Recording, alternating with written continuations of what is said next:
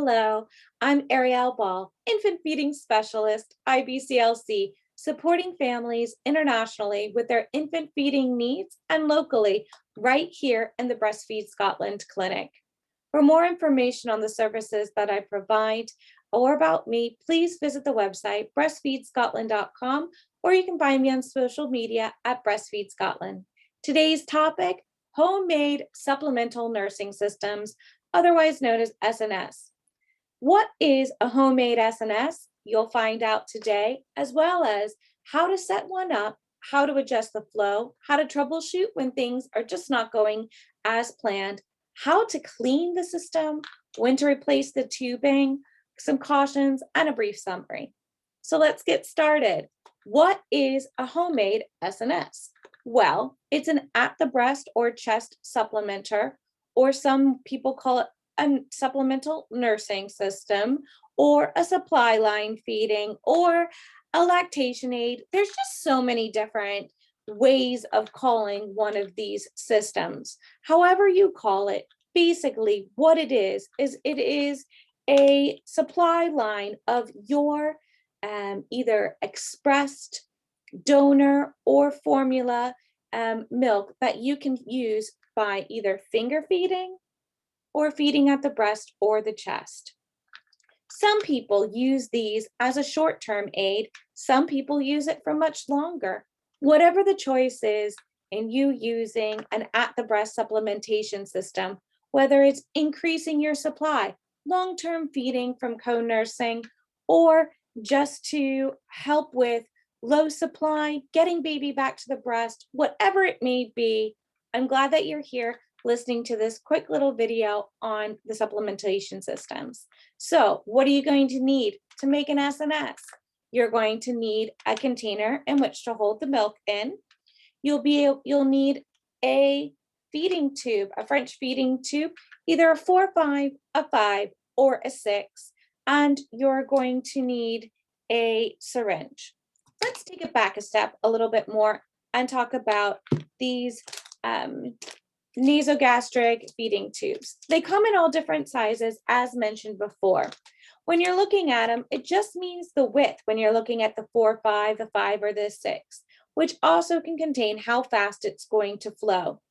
So the smaller, the slower the flow, typically. They also come in all different kinds of lengths. So you can have anywhere from a 37 centimeter length all the way to a 90. Again, this is just going to depend on what you need it to use it for. Then you have your syringe. Some people just have a small syringe like a 5 or a 6. Sometimes this is used to just get a little bit of that supplemental milk into the tube, making immediate gratification when they're trying to suck the supplemental nursing milk. Sometimes it's used just as a single system on its own. So if you were just wanting to do like a 20 ml top up, this was all you need. But the main important thing for one of these syringes is to actually use it for cleaning the system. So to find these various items, it's great to talk to your local IBCLC or your breastfeeding support groups, because they typically know where to find them in your local area, because it really does vary all over the world. So how do we set it up? So a lot of people will take a teat and they'll either use one that has one of these vent holes and they'll thread the SNS through there. But sometimes you don't have one of those. So you might want to just use some scissors, cut open the teat, sometimes maybe puncturing another little vent hole, just so it's easier for that milk to flow works. Then sterilize this part, the bottle as per regular sterilizing procedures. Give your hands a nice thorough wash. Grab your NG tube, open it up, and from there you will place your NG tube. Make sure this bottom bit here is open so that the milk can freely flow into it. Place it into your container. Some people will actually, again, fill this tube up with a little bit of that expressed milk, just so they don't have to work so hard.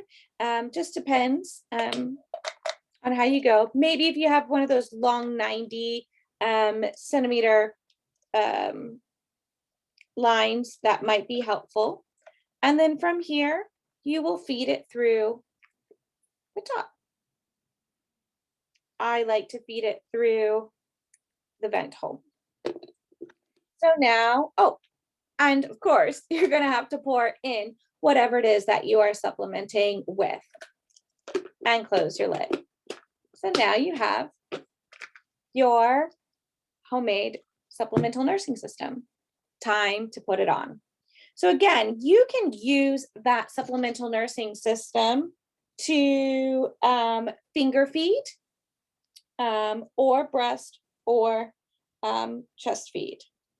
So with a finger feed, basically, you're just going to extend that finger and allow the baby to nurse from it. Good point is to show you that these tubes typically have 2 holes. You can see one hole right here and the other hole right here. So that means the baby's mouth, whether finger feeding, breast or chest feeding, will need to cover those holes. When putting the supplemental nursing system onto your breast or chest, sometimes, well, one, you can hold it in different areas, maybe in between here, or maybe over held sometimes in your bra, or maybe placed onto a table. Just for video purposes, I'm going to place it here at my chest. So you'll take a Band-Aid or medical tape or a plaster and place that tube right all the way towards the actual nipple, just right towards the end here. When placing the bandage or the tape, place it away from where the baby might latch. Some people like to put it at the top, some people like to put it at the side. From there, you can grab your baby. I've got my little fake demo baby, and you're still welcome to feed in a comfortable position. So what's great about these systems is you can still recline a little bit if you like to use natural or biological breastfeeding. Sometimes babies do fine with this being at the side, coming into their mouth. Sometimes babies want it to come straight and lay on top of their tongue. It just depends on what works well for you and your baby. Trying to find a position for the tube or for you to feed is always worth exploring. So you can still recline or recline in different positions that best suit you. Let's talk about flow. So sometimes it's hard for that flow to get going. And so taking that device and lifting it up high will really help with that flow going. If you have it set at the same level of the baby, then they'll be able to control just a natural flow.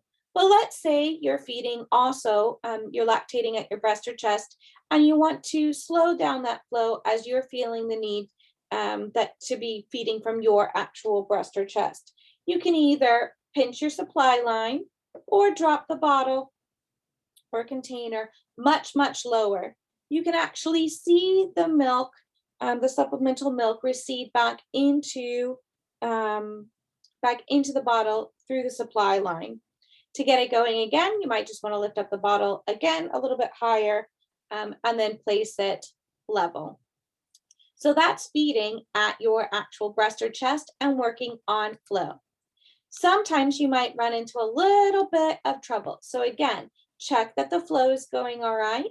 Check that both holes are entered into the baby's mouth. You can also check that they're not clamping or crimping down onto the actual supply line. Sometimes babies will grab and pull that off. So sometimes parents need to kind of tape more of that line down to their chest. So let's quickly talk about how to clean the system and when to replace tubes. Basically, these nasogastric tubes are designed for single use. They typically go in through the baby's nose down to their stomach. So they're internal tubes. They're single-use tubes and they're not made to withstand boiling, steam sterilization, or the cold water sterilization, as it breaks down the tubes and sometimes melts them. So we do need frequent disposing and using of new tubes. The Royal Women's Hospital in Australia fact sheet states that these tubes, after being cleaned throughout the day, need to be discarded every 24 hours. The pediatrician, Dr. Jack Newman, typically discusses careful washing and that the tubes, if taken care of nicely, can be reused for a few days. Caution to make sure that you're inspecting your tubes for wear and tear. And just remember, just because the tube looks clean doesn't mean that there isn't any bacteria building up inside. If you do have a vulnerable baby or preemie, might be worth discussing these homemade supplementation systems with your care provider, and be careful with using extremely great hygiene and replacing the tubes frequently. So let's go on into how to clean the tube. What you'll need to do is boil some water and then let that water cool. Fill up your syringe with that boiled water.